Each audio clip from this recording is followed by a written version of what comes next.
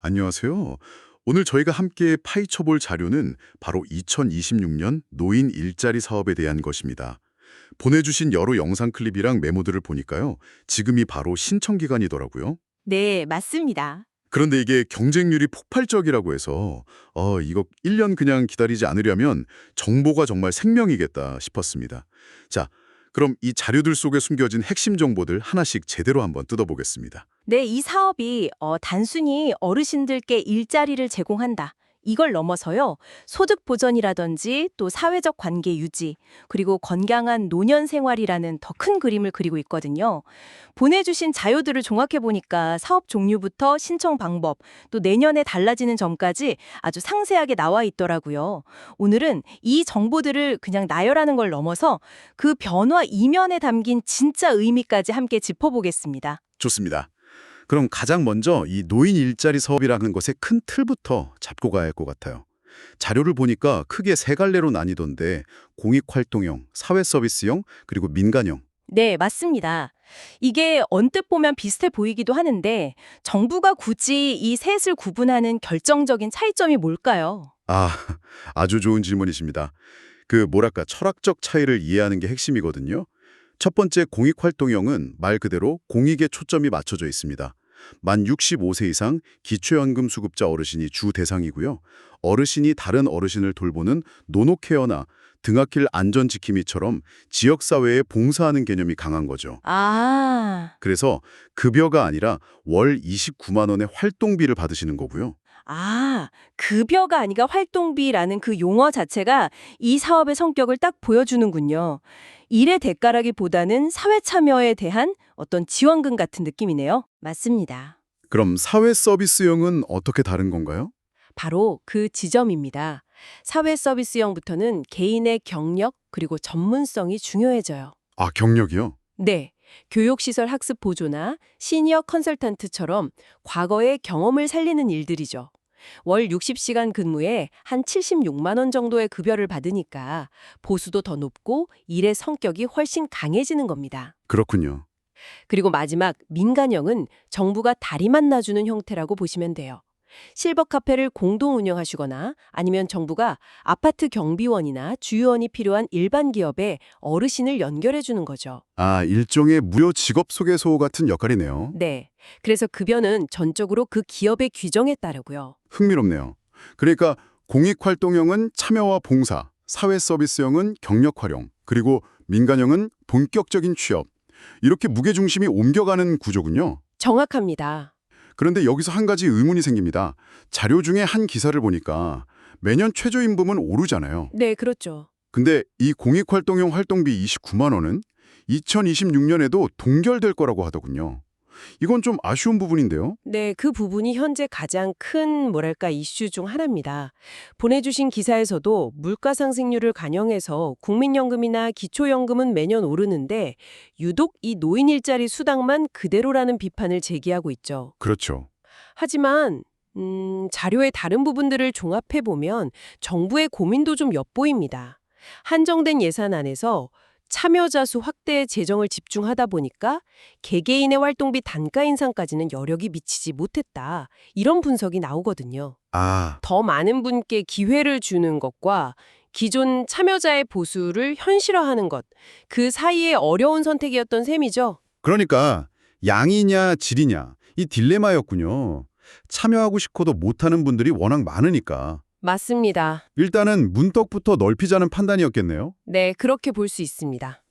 그런 맥락에서 보니까 2026년의 가장 큰 변화가 바로 그 문턱을 낮추는 것과 관련이 있어 보여요. 참여 대상이 확대된다고요? 맞습니다. 바로 그 지점으로 자연스럽게 연결이 되네요. 가장 큰 변화는 공익활동형 사업에 기존 기초연금 수급자 외에 직역연금 수급자도 참여할 수 있게 된 겁니다. 직역연금이요?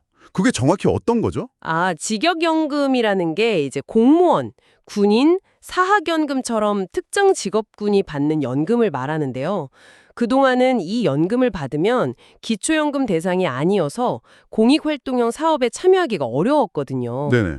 그런데 이제 일정 조건을 충족하면 그 문이 열리게 된 거죠. 더 많은 분들께 기회가 열리는 건 좋은 일이죠.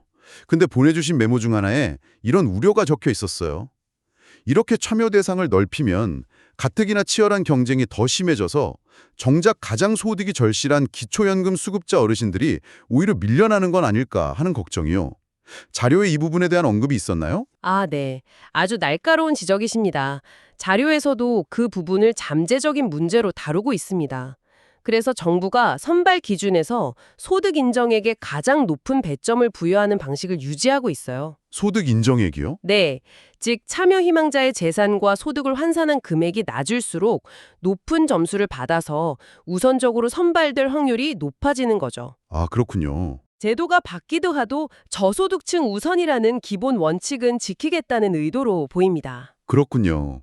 안전장치는 마련되어 있다는 거네요. 네. 변화는 이뿐만이 아니죠. 완전히 새로운 일자리 8개가 생긴다는 소식은 정말 흥미로웠습니다. 자료를 보니까 이 일자리들이 단순히 수를 늘리는 걸 넘어서 지금 우리 사회에 꼭 필요한 역할들을 반영하고 있더라고요. 그렇습니다.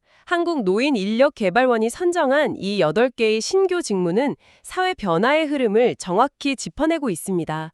자료에 따르면 크게 몇 가지 유형으로 묶어볼 수 있어요. 첫째는 새로운 사회 안전망 역할을 하는 직무들입니다. 대표적인 게 대상을 수상했던 고독사 예방 게이트키퍼죠. 아, 그 고독사 예방 게이트키퍼라는 이름이 정말 와닿았어요. 이게 단순히 일자리를 만드는 걸 넘어서 되게 심각한 사회 문제를 해결하려는 시도잖아요. 맞습니다. 어르신들이 직접 고독사 위험군을 발굴하고 복지 서비스랑 연결해준다. 이 발상 자체가 굉장히 의미 있어 보입니다. 네. 같은 맥락에서 베리어프리 문화행동도우미는 장애인이나 노약자의 문화생활 접근성을 높여주고요.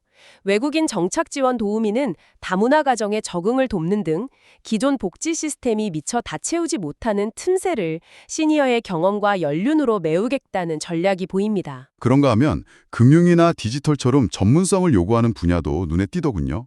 시니어 금융 강사 같은 역할이요. 한 영상 자료에서는 저축만으로 자산 관리가 어려운 시대에 꼭 필요한 일자리다 이렇게 강조하던데 이건 어떤 분들을 대상으로 하는 걸까요?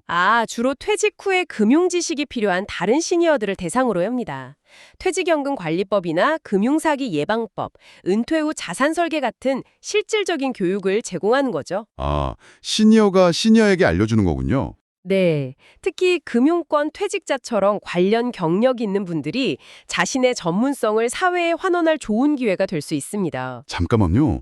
건강 의료 서비스 매니저 같은 역할도 있던데 이건 거의 전문 의료 지식이 필요해 보이는데요. 혹시 자료에 어떤 분들이 이 역할을 맡게 되는지 아니면 별도의 교육 과정이 있는지 이런 내용이 있었나요?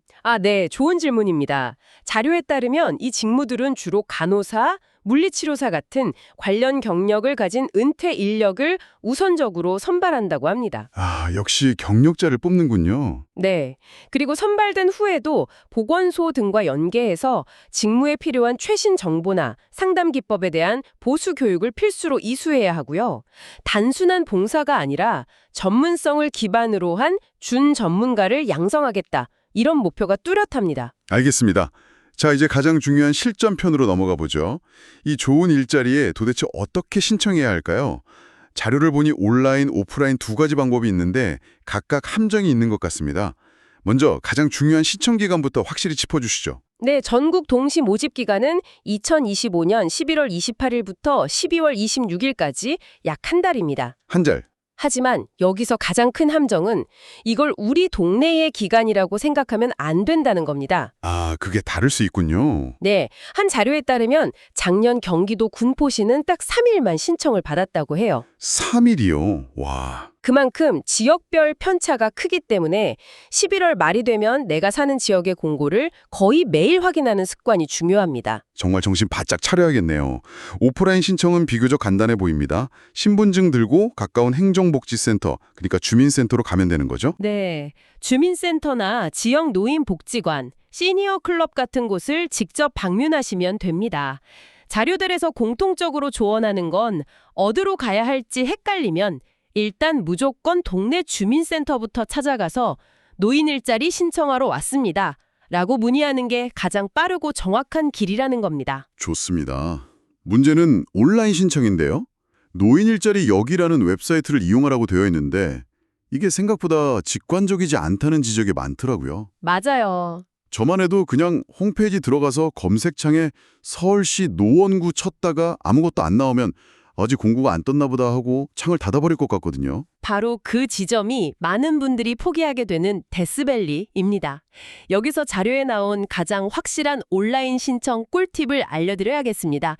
이건 정말 중요한데요. 오, 꿀팁이요? 네, 포털에서 노인 일자리 여기를 검색해서 홈페이지에 들어간 다음 절대로 메인 화면에 검색창을 쓰지 마세요. 아, 검색창을 쓰지 말라고요? 그게 핵심이군요. 그럼 어디로 들어가야 하죠? 홈페이지 상단 메뉴를 보시면 전국 수행기관이라는 버튼이 있습니다. 전국 수행기관. 네, 그걸 클릭하는 게 첫 단계입니다. 일자리를 직접 찾는 게 아니라 그 일자리를 주관하는 기관을 먼저 찾는 거죠. 아하, 거기서 내가 사는 지역, 예를 들어 서울시 노원구를 검색하면 그 지역에서 실제로 사업을 관리하고 공고를 올리는 공릉종합사회복지관이나 노원 시니어클럽 같은 기관들의 목록과 연락처가 전부 나옵니다. 와, 이건 정말 꿀팁이네요. 그러니까 그 기관들 홈페이지에 직접 들어가서 최신 공고를 확인하거나 아니면 아예 전화를 걸어서 물어보는 게 가장 확실한 방법이다. 이 말씀이시군요. 정확합니다. 이 순서 하나를 아느냐 모르느냐가 신청의 성패를 가르겠습니다. 맞습니다. 이 방법이 현재로서는 온라인으로 가장 정확한 최신 정보를 얻는 거의 유일한 길이라고 자료들은 강조하고 있습니다. 자, 오늘 정말 많은 정보를 살펴봤습니다. 결국 이 모든 정보가 의미하는 건 노인 일자리 사업이 단순한 용돈벌이를 넘어서 사회와 계속 연결되고 건강한 삶의 리듬을 만드는 중요한 기회라는 거겠죠. 네, 그렇습니다. 하지만 작년 공익형 일자리의 경우 자격이 돼서 신청해도 절반은 탈락할 만큼 경쟁이 치열하다고 하니까요. 오늘 저희가 분석해드린 것처럼 정보를 얼마나 빠르고 정확하게 파악하느냐가 정말 중요하겠습니다. 맞습니다. 이 사업에 참여하신 분들은 뭐 소득 증가뿐만 아니라 건강 증진, 우울감 해소, 또 삶의 만족도 향상 같은 긍정적인 효과를 경험한다고 하거든요. 오늘 저희가 자료들을 깊이 있게 뜯어본 내용이 여러분이나 혹은 여러분의 부모님께서 그 소중한 기회를 잡는데 실질적인 나침판이 되었으면 합니다. 오늘 우리는 현재의 일자리와 2026년에 새로 생길 직무들을 살펴봤습니다. 여기서 한 걸음 더 나아가서 이런 질문을 던져보면 어떨까요? 앞으로 5년, 10년 뒤에 지금보다 더 전문적이고 디지털에 익숙한 시니어 세대가 등장했을 때 과연 어떤 새로운 형태의 시니어 직무가 필요하게 될까요? 그리고 미래의 시니어들은 단순히 주어진 일자리에 참여하는 것을 넘어서 시니어 워크의 미래를 스스로 만들어가기 위해 지금 어떤 역량을 준비해야 할까요? 이 질문을 여러분께 남겨드리며 오늘 탐구는 여기서 마치겠습니다.